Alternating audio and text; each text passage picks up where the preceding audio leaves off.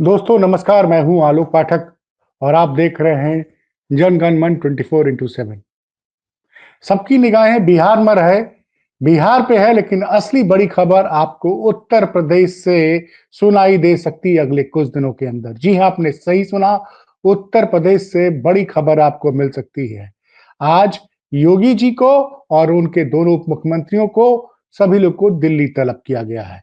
ये लोग कल अमित शाह से मिलेंगे और कल संभवतः दिल्ली में इनकी मुलाकात नरेंद्र मोदी से होंगी।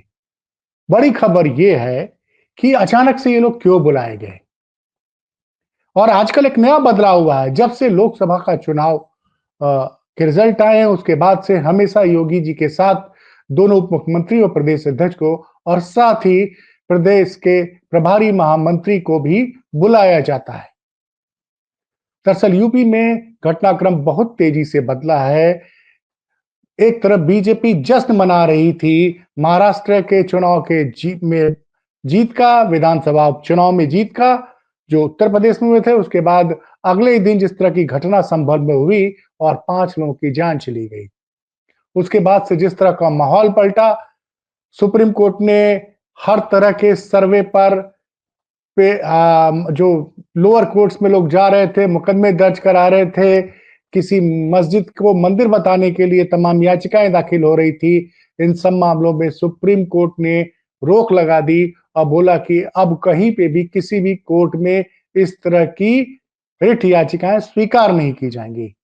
और जिस तरह से संभल की में मस्जिद को मंदिर साबित करने की कोशिश की गई, उसके बाद जो माहौल बिगड़ा और जो हालात हो गए और संभल की हर घटना, संभल में जो भी हो रहा उसका क्रेडिट जिस तरह से योगी जी बार-बार ले रहे थे, इसी बीच में एक बयान आता है संघ प्रमुख मोहन भागवत का और वो ये कहते हैं कि हर मस्जिद में से मंदिर ढूंढना ठीक बात नहीं है। कुछ लोग हर मस्जिद के अंदर मंदिर ढूंढकर हिंदुत्व के नेता बनना चाहते हैं। ये इस देश के लिए अच्छी बात नहीं है। उनके इस बयान को सीधा-सीधा माना गया कि उन्होंने इनडायरेक्टली इशारा योगी आदित्यनाथ के ऊपर किया था। क्योंकि योगी जी हर बार-बार इस चीज का जिक्र करते थे, संभल का जिक्र करते थे, वाराणसी में ज्ञानवापी का जिक्र करते थे, मथुरा का जिक्र करते थे। योगी जी को लगा कि वो हिंदू बनाम मुस्लिम करके न सिर्फ 27 में जीत हासिल कर सकते हैं, बल्कि अगर अगले साल 75 साल की उम्र पूरी होने के बाद नरेंद्र मोदी प्रधानमंत्री की कुर्सी छोड़ते हैं, तो उनको लगा कि वो इस तरह से हिंदुत्व की राजनीति करके प्रधानमंत्री की कुर्सी तक पहुंच सकते हैं। पहला ब्रेक उसमें लगा जब मोहन भागवत का ये बयान आया। सबको समझ में आ गया कि ये बयान उन्होंने पूरे देश में हो रही, खासकर यूपी में जिस तरह की इसका सामाजिक तनाव फैल रहा था हिंदू और मुस्लिम समाज के बीच में, जिस तरह की घटनाएं हुई थी संभल में उसके बाद से, और उस दौरान बहुत सी जगहों पे छोटी-छोटी जगह जैसे बदायूं में, जौनपुर में और कई जगह पे मस्जिदों के अंदर मंदिर होने की बात करके कुछ लोगों ने वहां के स्थानीय न्यायालयों में मुकदमा दर्ज कर दिया था। संभल में तो कोर्ट ने आदेश भी कर दिया था और 2 जगह पे भी कोर्ट ने आदेश कर दिया था, जौनपुर में और बदायूं में भी। खैर, सुप्रीम कोर्ट के आदेश के बाद ये सारे सर्वे फिलहाल रुक गए हैं। ये घटनाक्रम रहा। उसके बाद अमित शाह जी ने एक बयान दे दिया लोकसभा में, जब बोला उन्होंने अंबेडकर जी के बारे में कुछ ऐसा बोला कि कुछ लोग दिन भर अंबेडकर का नाम लेते हैं, इतना नाम अगर भगवान का नाम लेते तो उनको स्वर्ग मिल जाएगा।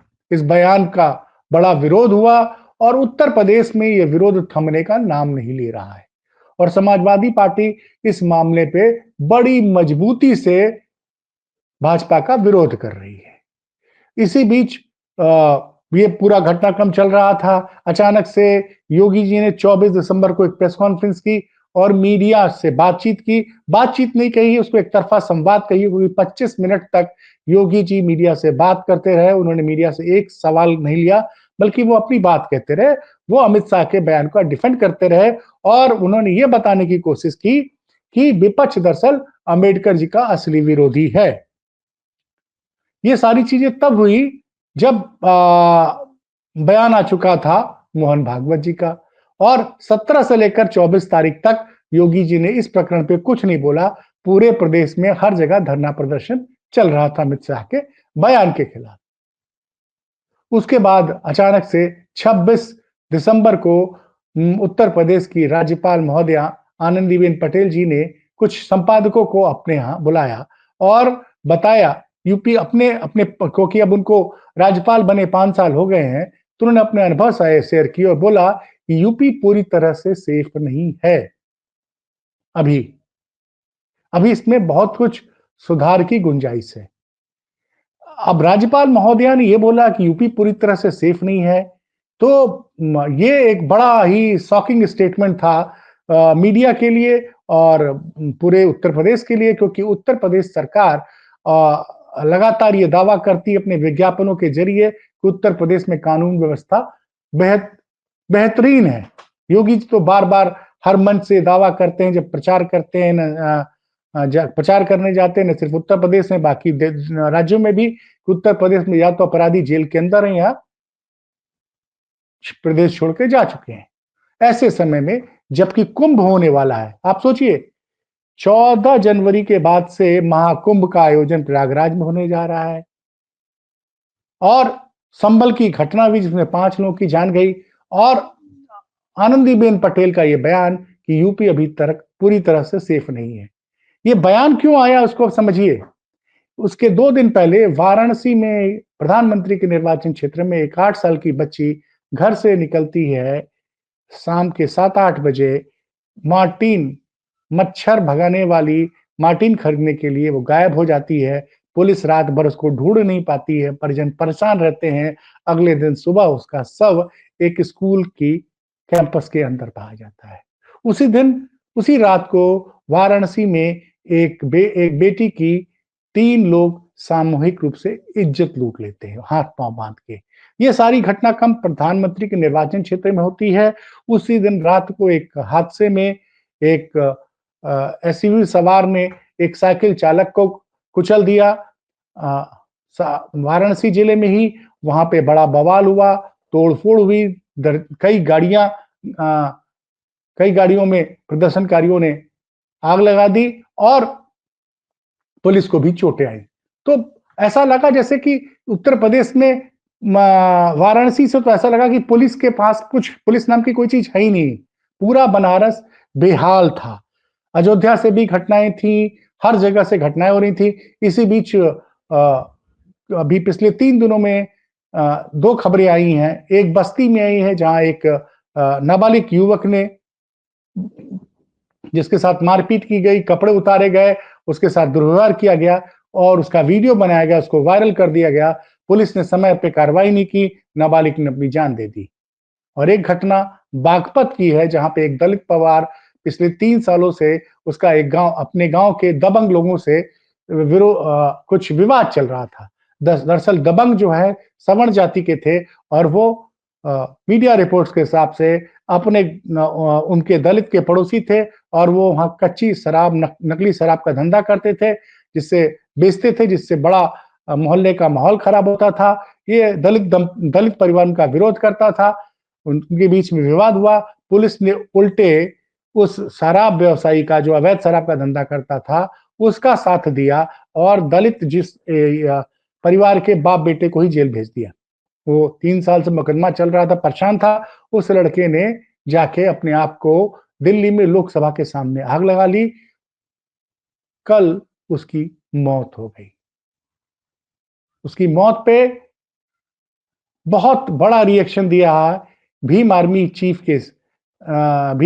के राष्ट्रीय अध्यक्ष चंद्रशेखर आजाद, जो नगीना से सांसद भी हैं। उन्होंने दलितों की सुरक्षा पे सवाल उठाया है उत्तर प्रदेश में और बोला कि उत्तर प्रदेश में योगी सरकार दलितों को सुरक्षा देने में नाकामयाब हुई। तो हर फ्रंट पे योगी सरकार फेल हो रही है। ऐसे माहौल में योगी जी की पूरी टीम को दिल्ली बुला लिया गया है। एक तरफ तो ये चल ही रहा है, दूसरी तरफ समाजवादी पार्टी लगातार अंबेडकर के का जो अपमान हुआ है, अमित शाह के द्वारा उसके बारे में हर विधानसभा में एक आयोजन कर रही है, पीडीए पखवाड़ा कर रही है और इसकी शुरुआत हुई है 26 नवंबर से। हर विधानसभा के हर सेक्टर में समाजवादी पार्टी के जो स्थानीय नेता हैं, विधायक हैं, एमपी हैं, जिलाध्यक्ष हैं, सारे लोग जा रहे हैं और दलितों को बता रहे हैं कि कैसे अंबेडकर जी का अपमान किया गया अमित शाह द्वारा और संविधान खतरे में है। आरक्षण का जो हक है हमारा, वो सरकार छीन रही है। दलितों के साथ अन्याय भी हो रहा है। और दूसरी तरफ योगी सरकार की पूरी प्लानिंग ये थी कि अब कुंभ का आयोजन करेंगे और हिंदुओं को एकजुट रखेंगे। लेकिन इसी बीच अखिलेश यादव की जो ये मुहिम है, वो बड़ी अब इसको शुरू हुए आज तीसरा दिन है, इसका बड़ा जबरदस्त इम्पैक्ट दिख रहा है। पिछड़ा दलित समाज के बीच में बड़ा आक्रोश है। तो इन सारे विरोध प्रदर्शनों को रोकने में योगी जी पूरी तरह से असफल दिखाई दे रहे हैं। दूसरी तरफ अभी एक होर्डिंग ये लगी है लखनऊ में कि हम दम है, हम हैं, हक है, दम है, क्योंकि अंबेडकर जी हैं तो हमारे अंदर दम है और हम हैं। ये एक बड़ी होर्डिंग लगी है पूरे उत्तर प्रदेश में अखिलेश यादव के तस्वीर के साथ समाजवादी पार्टी ने लगवाई है। वो बार-बार ये कह रहे हैं कि जो आज दलित और पिछड़े को जो ताकत है आज वो अंबेडकर जी की वजह से है और अंबेडकर का अपमान भारतीय जनता पार्टी की सरकार लगातार कर रही है। तो ये मुहिम पकड़ती चली जा रही है। दूसरी तरफ योगी जी चाह रहे थे कुंभ के जरिए वो चाह रहे थे कि जो पीडीए बना था लोकसभा चुनाव में, जिसकी वजह से भारतीय जनता पीडीए मतलब समाजवादी पार्टी का जो पीडीए अभियान था, पिछड़े दलित, अल्पसंख्यक, आदि आबादी और अगड़ों में जो पिछड़े हैं, उनको उन्होंने एक करने की कोशिश की। नतीजा ये रहा कि 10 सालों में भारतीय जनता पार्टी को पहली बार लोकसभा चुनाव में करारी हार का सामना करना पड़ा और नरेंद्र मोदी पूर्ण बहुमत की सरकार तीसरी बार दिल्ली में नहीं बना पाए। ये मुख्यमंत्री जरूर बन गए।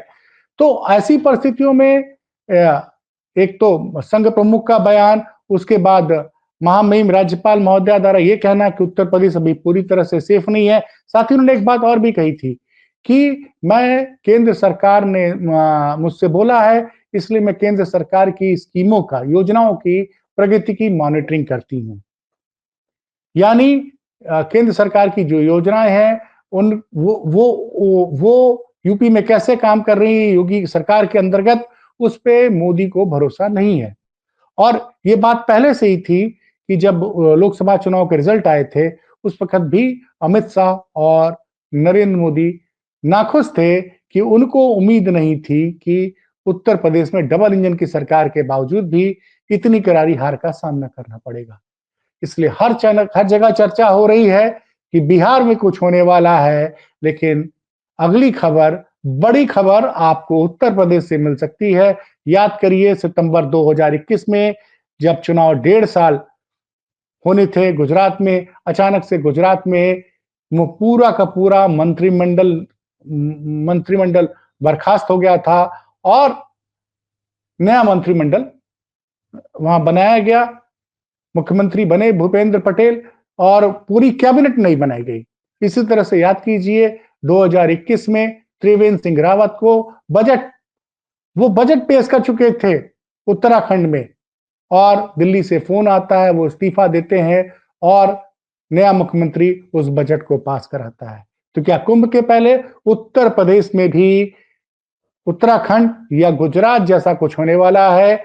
आज सारे लोग, दो मुख्यमंत्री योगी आदित्यनाथ, उनके दोनों उप मुख्यमंत्री, प्रदेश भाजपा के अध्यक्ष केशव मौर्य, उप मुख्यमंत्री ब्रजेश पाठक, भूपेंद्र चौधरी और प्रभारी महामंत्री जो है वो सारे लोग दिल्ली पहुंच चुके हैं।